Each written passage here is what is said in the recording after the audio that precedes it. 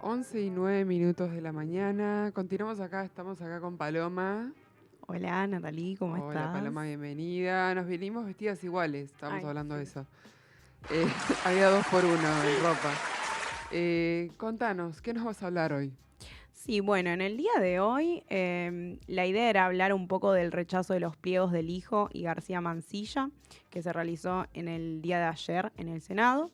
Y bueno, básicamente el objetivo de este programa era como poder responder a algunas preguntas como cómo es el proceso de designación de jueces de la Corte Suprema en Argentina, cómo fue la postulación en el caso del hijo y García Mansilla, y cuándo y cómo el Senado rechazó los pliegos del Ejecutivo del hijo y de García Mansilla, entre otras. Sí. Bueno, para arrancar, lo que respecta al proceso de designación de jueces de la Corte Suprema en Argentina, encontramos que la propuesta de los jueces o de las personas que vayan a ser jueces es una de las atribuciones del Poder Ejecutivo Nacional y está contemplada en el artículo 99, inciso 4 de la Constitución Nacional. No obstante, no es una decisión unilateral del Poder Ejecutivo, sino que, como indica el artículo, tiene que ser en acuerdo con el Senado por 2/3 de sus miembros presentes. A su vez, gracias a un decreto que se sacó en el año 2003, entre la propuesta del Ejecutivo y el análisis del Senado, existe un proceso de avales e impugnaciones públicas de las postulaciones de las personas que van a presentarse como jueces, en las que puede participar la sociedad civil, ¿no? De este modo podemos traer dos de los artículos de este decreto que me parecen los más relevantes. Uno de estos es el artículo 3, que establece que en las medidas de las posibilidades, las propuestas de los jueces deben reflejar las diversidades de género, la especialidad y la procedencia regional en el marco de la representación de un país federal que somos. Y el segundo artículo que quiero traer es el 6, que establece que los ciudadanos en general, las organizaciones no gubernamentales y los colegios de abogados y asociaciones profesionales, entre otros, tienen un plazo de 15 días desde la publicación en el boletín oficial de los candidatos para presentar al Ministerio de Justicia las posturas y observaciones al respecto de estas postulaciones, ¿no? Bueno, ahora bien, adentrándonos un poco en cómo fue el caso de Lijo y García Mansilla y cómo es que llegó a ser rechazado. Bueno, si bien el rechazo por parte del Senado para ambos postulantes se efectúa recién en el día de ayer, 3 de abril de 2025, la propuesta del Ejecutivo ya contaba con algunos meses de antigüedad en la Cámara de Senadores. Hace aproximadamente un año, el gobierno había anunciado la postulación de estas dos personas como candidatos para ocupar 2 vacantes que existen en el máximo tribunal. Ahora bien, estas vacantes ¿de dónde se desprenden? La primera se desprende de la renuncia de Elena Hayton de Nolasco en octubre del año 2021 y la otra, que surge de la futura, pero no por ello menos cercana, jubilación de Juan Carlos Maqueda, que va a cumplir Juan Carlos Maqueda 75 años en diciembre de este año, de modo que va a alcanzar la edad límite para poder ejercer su cargo como magistrado, ¿no? Entonces, bueno, yo dije que tenía aproximadamente un año esta propuesta y lo que sucedió fue que en mayo del año pasado, luego del periodo de adhesiones e impugnaciones que mencioné con anterioridad, se enviaron ambos pliegos al Senado. Para agosto, los postulantes, Lijo y García Mansilla, acudieron al Senado a responder las preguntas de los integrantes de la Comisión de Acuerdos y posteriormente el trámite de ambos expedientes se estancó porque los candidatos no reunían las firmas necesarias para conseguir el dictamen de comisión. Hace unos programas hablaba de las sesiones extraordinarias en el Congreso Nacional y bueno, efectivamente Javier Milei incluyó estas designaciones en el temario de las sesiones extraordinarias y a mediados de febrero el pliego del hijo pudo obtener un dictamen favorable, no así el de García Mansilla. Ante esta situación, hacia fines de febrero de este año, el Poder Ejecutivo nombró como jueces en comisión a quienes había propuesto anteriormente, es decir, Lijo y García Mansilla, amparándose en un artículo de la Constitución que establece que se pueden llenar las vacantes que requieran el acuerdo con el Senado y que concurran durante su receso. Básicamente, en otras palabras, esto lo que permite es que se puedan nombrar estos jueces en comisión y que tengan vigencia solo hasta que finalice el siguiente periodo ordinario de las sesiones legislativas. Es decir, en este caso, el periodo ordinario inició el 1 de marzo. Estas designaciones en comisión se extenderían hasta el 30 de noviembre de este año. Bien, de este modo, el escenario político dejaba dos alternativas posibles. Una era que el Senado lo trate y lo apruebe con 2/3 de los presentes, de modo que los jueces obtengan la estabilidad en su cargo. Y la otra posibilidad era que el Senado los trate y los rechace, que fue efectivamente lo que sucedió en el día de ayer. Pero en este caso la Constitución no indica qué hacer con los nombramientos que fueron rechazados, ¿no? Bueno. Como que es una zona gris. Exacto, sí. Y bueno, buscando un poco respecto de los antecedentes, ¿no? De si en algún momento... Te iba a preguntar si pasó sí. algo así relativamente parecido a lo que pasó ayer. Sí, bueno, hay algunos antecedentes que podemos tomar de designaciones de jueces en comisión. Quizá el más cercano ocurrió durante el macrismo, cuando se designaron en comisión a Rosenkrantz y a Rosati, perdón. Pero nada, lo que sucedió fue que, si bien estos fueron nombrados en comisión, hubo una fuerte repercusión en la opinión pública y tuvieron que volverse atrás en este sentido. Y si bien terminaron siendo jueces de la Corte, fue porque se acordó con el Senado y obtuvieron su aprobación y no asumieron en esta condición, como si en este caso lo hizo uno de los jueces. Esta es una de las este es básicamente el único antecedente que tenemos en este siglo, podríamos decir, porque en todos los casos... Bastante relacionado. Sí. El macrismo, qué casualidad. Total. Sí. Y bueno, también, o sea, lo podemos enmarcar en toda la situación que hay en el Poder o sea, que hay respecto del Poder Judicial. También, no me acuerdo específicamente, creo que sí fue Rosati, lo iba a mencionar a continuación, pero lo traigo ahora. Salió con una nota en el diario Clarín, en La Nación, si no me equivoco, como presionando para que aprueben el pliego del hijo, de forma medio extorsiva, ¿no? Respecto de la situación judicial que tiene Cristina. Entonces, bueno, sí, nada es casualidad. Sí. Bueno, después los otros antecedentes no me parecen tan relevantes porque datan de cuando gobernaba José María Guido o Miguel Juárez Celman, así que me parece que está bien tratar las cosas de este siglo. Siempre se repite la historia. Sí. Después de cómo fueron rechazados los pliegos, bueno, en el caso del hijo, contó solamente con 27 votos afirmativos contra 43 votos negativos y una sola abstención. En el caso de García Mansilla, los votos negativos se elevaron a 51 y los positivos alcanzaron apenas los 20 votos. Bueno, ahí estamos viéndose en pantalla. Ahí es verdad. La votación. Muchas gracias por las imágenes, a la producción. Y bueno, después, el Poder Ejecutivo intentó hacer 2 jugadas como para poder cambiar el rumbo de la derrota, que no fueron exitosas. Por un lado, intentaron que el presidente provisional del Senado, Bartolomé Abdala, suspendiera la sesión por decreto, pero no se consiguió.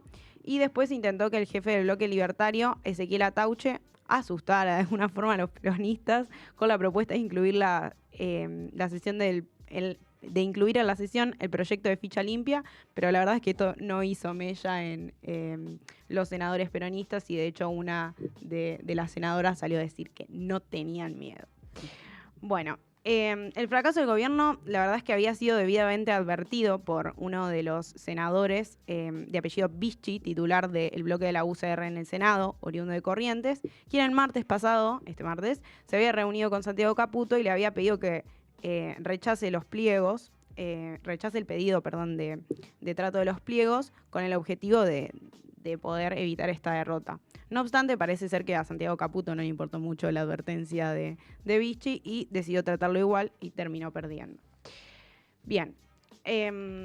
Bueno, respecto de algunas, quería traer quizá algunas declaraciones, algunas justificaciones de los votos de los senadores, como para mencionar así los más relevantes. Del PRO, Guadalupe Tagliaferri, por ejemplo, una senadora cercana a Larreta, llegó tarde a dar quórum a la sesión y dijo que tenía decidido su voto negativo desde que los pliegos ingresaron a la Cámara Alta, porque no creía que la Corte Suprema debería funcionar sin mujeres. Eso también es un tema que, bueno, ya Sí, quedó sí, como... sí. Ya hay tantas cosas que uno ni trata esto, pero lo que me olvidé de aclarar es que de este modo la Corte Suprema quedaría toda llena de hombres. Y bueno, haciendo referencia a este artículo del decreto que sacó en el 2003 que mencionaba, no habría una representación ideal respecto de géneros, ¿no? Pero bueno. Después Martín Lustón argumentó que votó en contra de ambos y argumentó que sostener esta situación y avalar esto en sus principios no va, y esto no es solamente contra los pliegos, sino es en contra del mecanismo del decreto y de nombrar a jueces en comisión.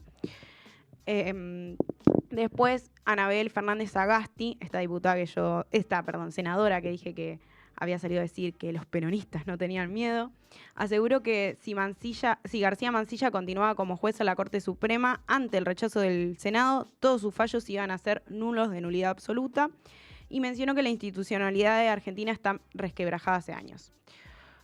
Para cerrar, puedo mencionar dos más.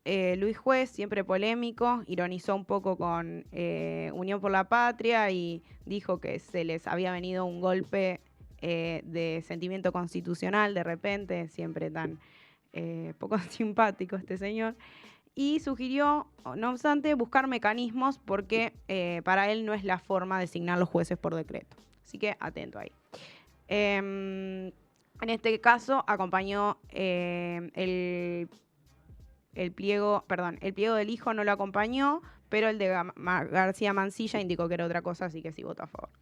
Bueno, bien. Ahora, la pregunta que nos hacemos es, ¿y ahora qué? ¿Cómo continúa esto? Claro. Exacto. La parte 2. Bueno, como mencionábamos antes, hay una zona gris ahí, si bien hicieron este artilugio jurídico para designarlos en comisión y se basaron en los artículos de la Constitución.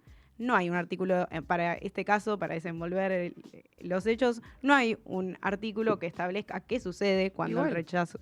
Este gobierno está haciendo todo por decreto, así que Sí. la Constitución... No, vemos que el check and balance del republicanismo no estaría funcionando acá.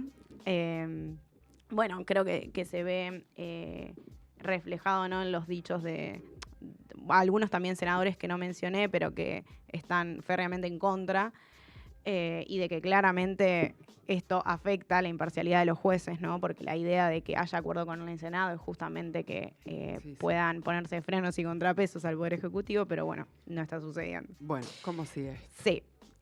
Bien. En el caso del hijo, el escenario puede resultarle más estable, por así decirlo de alguna forma, porque si bien había sido nombrado en comisión mediante decreto, él estaba trabajando actualmente en un juzgado federal y para asumir como juez de la Corte había pedido una licencia sin goce de sueldo, si no me equivoco. No obstante, el juzgado federal le otorgó la licencia y después la Corte Suprema le dijo, no, estás equivocado, no te la vamos a dar. Así que él quedaría básicamente, va a continuar siendo juez federal. Sería esa la cosa. Ahora, el caso de García Mansilla es más complejo y presenta otras características, puesto que él sí asumió como juez de la Corte y juró. Y odiado, sí, odiado va a estar ahí. Total. Y ya con anterioridad al rechazo, él había salido a defender su nombramiento ante todas estas acusaciones de la falta de republicanismo y demás, refugiándose en el mencionado artículo 99, inciso 19 de la Constitución Nacional. Dentro de los posibles escenarios, bueno, encontramos dos caminos que se bifurcan. Por un lado, hay algunos especialistas, por ejemplo, Andrés Gil Domínguez, que es profesor de Constitucional de la UBA, dijo que el Senado, después de este rechazo, podría llamar a otra votación y en otra sesión con mayoría simple podría votar en contra de las designaciones en comisión realizadas por Milei, lo cual estaría muy interesante, ahí retomaríamos cosas que está bueno, ¿no? Básicamente, en sus propias palabras, dijo que un juez designado en comisión, una vez rechazado el pliego, debe tener la hidalguía suficiente para renunciar de forma inmediata al cargo por el bien de la República y la plena vigencia de la Constitución argentina. Ahora, como sabemos, opiniones hay por todos lados, entonces también hay quienes salieron a defender la otra posición, como Ricardo Ramírez Calvo, de la Universidad de San Andrés, Que señaló que la Constitución es clara y que un nombramiento en comisión de un juez expira al fin de la próxima legislatura. Es decir, que se podría mantener tranquilamente al menos hasta el 30 de noviembre. Que es básicamente todo un año, o sea, no es Sí, que son 3 meses de prueba, no, 6 meses. total. Y aparte también abre la pregunta de, bueno, se mantiene hasta el 30 de noviembre. Después que el año que viene hay que hacerlo de vuelta, lo Claro, por pueden, comisión. Sí, sí. total. Y bueno, ya por último, para cerrar, quería traer algunas de las repercusiones y o opiniones que salieron respecto de estas postulaciones y del posterior rechazo. Una es la del jefe de gabinete de la Nación, Guillermo Francos, que antes de la sesión en la que se rechazaron estos pliegos, había sido consultado por la situación de los postulantes y declaró que la realidad es que van a seguir hasta el 30 de noviembre, ya que su designación es sin perjuicio de lo que resuelva el Senado de la Nación. O sea, no le importó Sí, nada. sí, dijo, hagan lo que quieran. Total. Y bueno, también lo que recalcó es que si los pliegos estos son rechazados, en un futuro, después de las elecciones legislativas, como veníamos un poco del tema que hablábamos el viernes pasado, Milei va a poder insistir para que sean tratados nuevamente por el Senado y esperan contar con un Senado más agradable a su posición política, cosa de que se los puedan aprobar. Veremos cómo vienen las elecciones. Y bueno, después, por otro lado, algo que me parecía interesante mencionar es de que después de que se conociera el rechazo por parte del Senado, un juez de La Plata, Alejo Ramos Padilla, le ordenó a García Mansilla que se abstenga de intervenir en causas judiciales mientras mantenga su cargo como juez en comisión designado por el Poder Ejecutivo. Porque básicamente en paralelo a la sesión en que estaban rechazando el pliego de su propia persona, García Mansilla había firmado aproximadamente unas 50 sentencias, unos 50 fallos, que básicamente ante esta orden quedan dudas de su Nula. validez. Sí, sí. Bueno, este mismo juez también declaró que la falta de acuerdo con el Senado no puede ser soslayada ni sustituida por una decisión del Poder Judicial, en concordancia un poco con lo que decía Domínguez, y recordó que esta es una condición esencial para la validez del nombramiento, que en efecto no puede válidamente ejercer la función jurisdiccional. O sea, no queda claro qué pasaría. Está jugando a ser un juez cuando no puede serlo. Sí, tendrían que hacer un reality show porque la verdad que es una locura. Sí, no. Te digo, me digo, se dicen y todo lo que está pasando y que nunca terminan y siempre se vuelve a repetir y volvemos a cero. Totalmente. Así que bueno, veremos qué nos espera el próximo viernes, ¿no? Sí, a ver si toman alguna decisión, a ver si designan a otro por decreto, qué va a pasar. Ojalá nada se puedan tener en consideración las cosas que están establecidas, La Constitución, la Constitución, los básicamente. mecanismos y el republicanismo del que tanto hablan, ¿no? Porque siempre por ahí acusan a uno u otro lado, pero después al momento en que tienen que gobernar, nada. Se olvidan las reglas. Total, haz lo que yo digo, pero no lo que yo No lo hago. que yo hago. Bueno, 11:28 minutos. Gracias, Paloma Daraco, por la columna. Muy interesante. Gracias por toda la información, como siempre. Muchas gracias a vos, Natalie, por presentarme y todo. Nos vemos el próximo viernes con más información. Y nosotros ahora nos vamos a una tanda, unos segundos, y después volvemos con Patricia Olivera Abdala, que nos va a comentar un poquito de toda la situación de Medio Oriente.